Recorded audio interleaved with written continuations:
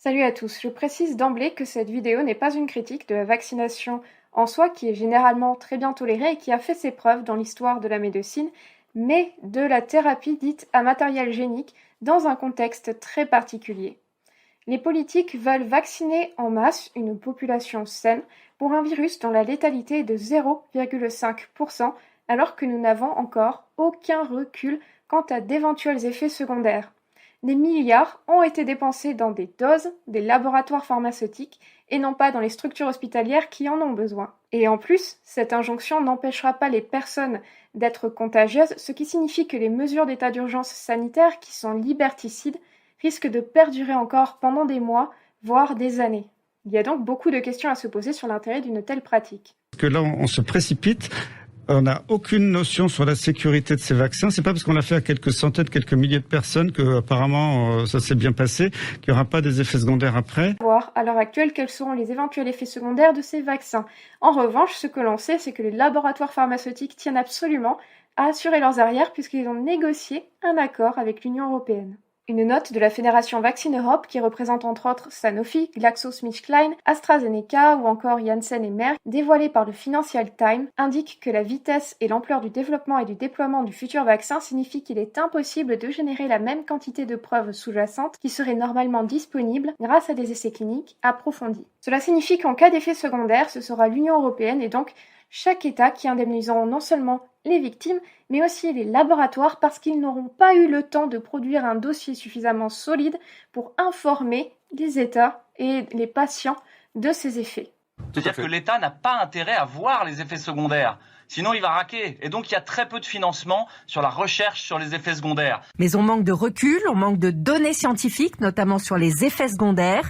Et il faut attendre également la publication de ces résultats dans des revues scientifiques. Pour l'instant, ce ne sont que des communiqués fournis par les laboratoires. Oui, c'est de la communication pour l'instant. Comme toute entreprise, un laboratoire fait ce que l'on appelle du marketing et de la communication afin d'être certain de vendre ses produits au plus grand nombre. Surtout qu'il s'agit d'un marché très juteux puisqu'ils auront plus de 10 milliards de dollars à y gagner.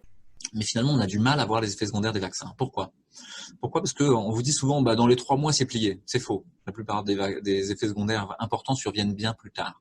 Et vous avez un problème ici, c'est que, comme je vous ai dit que les firmes vaccinales ne payaient pas les effets secondaires des vaccins, qui est-ce qui paye ? L'État. Et donc, l'État ne finance pas de recherche sur les effets secondaires des vaccins. Et l'industrie non plus. Donc personne ne finance de recherche réellement sur les effets secondaires des vaccins. Les données cliniques des laboratoires concernant d'éventuels effets secondaires s'étendent seulement à 2 mois. Bien sûr, 2 mois, c'est court. Et donc, ce qui explique qu'on va vacciner en priorité les personnes qui sont le plus à risque de faire des complications de cette maladie pour lesquelles on peut accepter qu'il y ait des effets indésirables. Les personnes les plus fragiles, celles qui sont susceptibles d'avoir le plus de problèmes, serviront donc de cobayes. Ce sont les personnes âgées dans les EHPAD et les personnes souffrant de maladies chroniques ou par exemple d'obésité. Or, d'après Le Point, le laboratoire Moderna a précisé que les 11 cas graves qui se sont portés volontaires pour les essais cliniques ont reçu le placebo et non le produit. Comme dit au début de la vidéo, le problème n'est pas la vaccination en soi, mais la thérapie génique qui est une première dans l'humanité sur laquelle nous n'avons aucun recul. C'est le vaccin de Moderna, de Pfizer. Non, c'est pas les vaccins, c'est les produits de thérapie génique à ARN. C'est-à-dire que c'est pas des vaccins, c'est de la thérapie génique.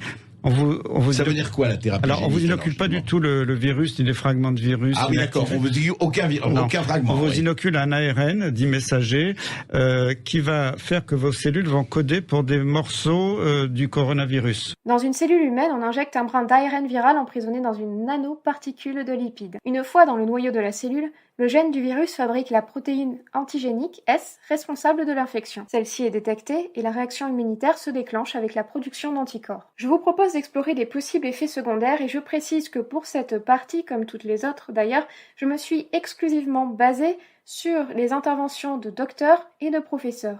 Eh bien, quand vous prenez le rapport de Pfizer, il vous explique quand même que vous avez chez les personnes vaccinées 1 personne sur 8 qui ont développé des formes sévères et chez les non vaccinés 1 personne sur 16. Autrement dit, vous avez 2 fois moins de chances. Dans le rapport Pfizer. Dans le rapport Pfizer. Le vaccin pour le Covid-19 cible différentes cellules musculaires, de la peau ou du sang, qui peuvent elles-mêmes être infectées par d'autres virus.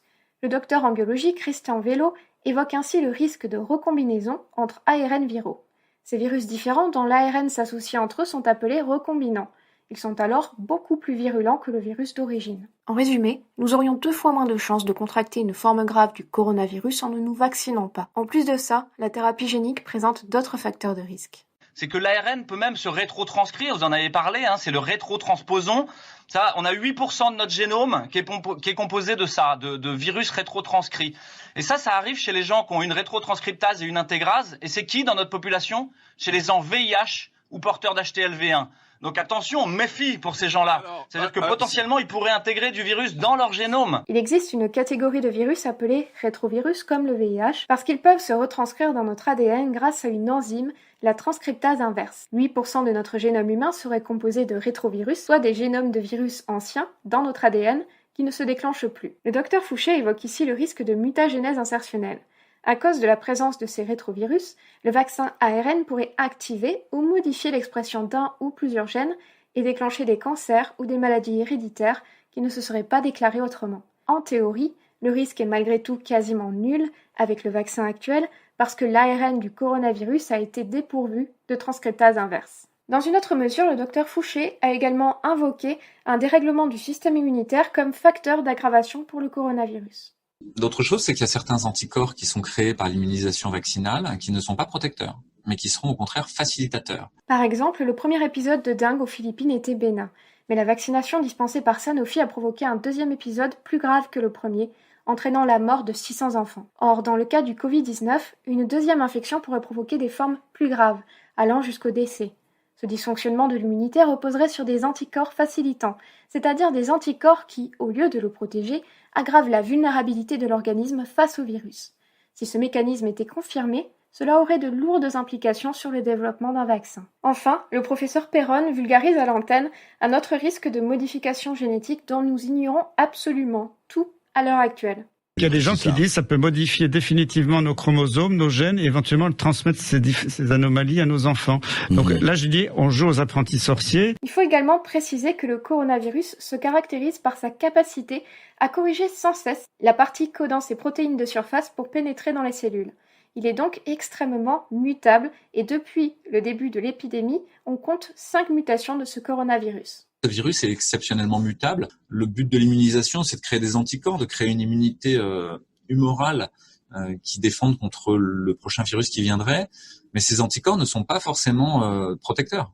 Et puis, vous ne connaissez pas leur durée de vie, en fait, dans votre système immunitaire, la mémoire immunitaire, combien de temps elle va durer. Si elle dure 3 mois, c'est-à-dire quoi? C'est-à-dire que vous allez prendre un vaccin dans les fesses tous les 3 mois. C'est du délire. Donc, on n'a aucun recul là-dessus. En effet, personne ne sait pour le moment combien de temps l'immunisation se prolongerait.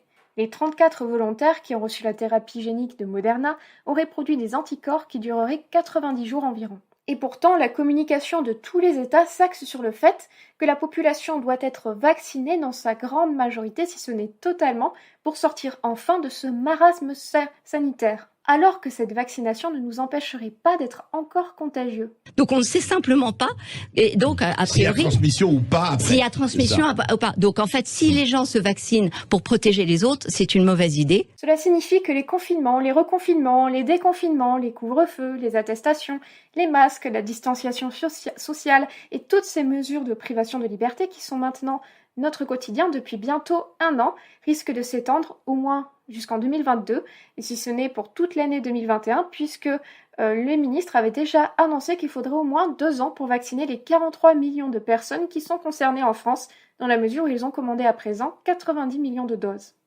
Je ne rendrai pas la vaccination obligatoire.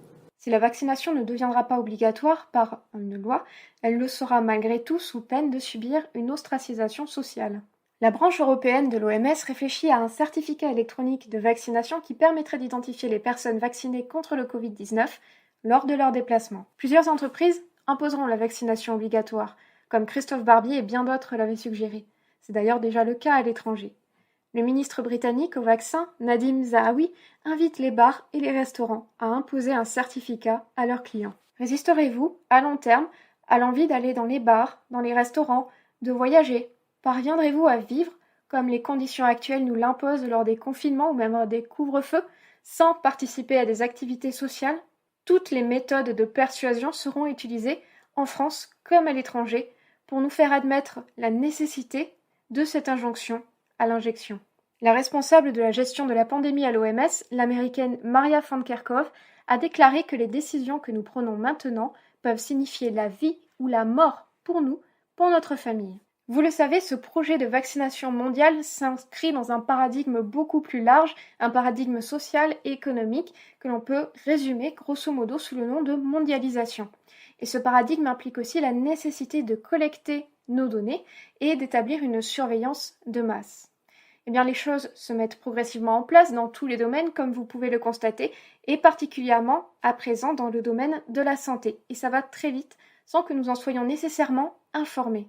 Le gouvernement lance l'expérimentation de la carte vitale dématérialisée. Elle fonctionnerait grâce à une application installée sur les smartphones qui contiendrait nos données médicales. Qui dit données médicales dit naturellement données relatives à l'état de notre vaccination. La généralisation du dispositif est prévue pour l'année 2021. Ces dernières années, le téléphone est devenu une aliénation, entraînant dépendance, trouble de la concentration et réduction de nos pensées. Il est conçu pour devenir l'extension de notre main, pour que notre vie sociale, jusqu'aux achats que nous faisons, en dépendent. Il est évident que pour éviter le vol d'un appareil avec des données aussi sensibles, une solution directement intégrée à notre corps nous sera imposée dans le futur. De plus, la possession de cet appareil nous force à souscrire un abonnement, ce qui fait partie intégrante du modèle économique de l'usage, c'est-à-dire la location généralisée de tous nos biens et services, qui implique aussi la disparition de la propriété privée et par là de notre liberté. Dans les années à venir, il nous faudra choisir entre résister et consommer.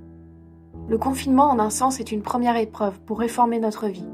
Décider de ce dont nous avons le plus besoin ou non, et décider de l'orientation que nous voulons donner à notre avenir.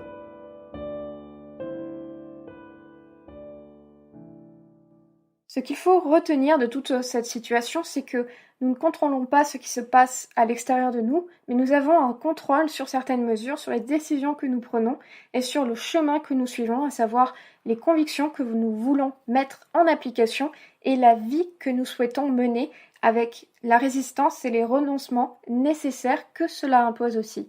C'est à nous d'y réfléchir et c'est à nous de le préparer. Merci à tous d'avoir regardé cette vidéo jusqu'à la fin. Mettez un pouce en l'air pour encourager mon travail. Partagez cette vidéo autour de vous pour diffuser au maximum toutes ces informations à votre entourage. Et abonnez-vous à ma chaîne. Et vous pouvez également vous abonner à la chaîne Odyssée dont je mets le lien en description de la vidéo. Un très grand merci à toutes les personnes qui me soutiennent sur Tipeee et me permettent de réaliser ce travail de manière libre et indépendante. On se retrouve mardi à 18h30 comme d'habitude. D'ici là, prenez soin de vous et à très bientôt.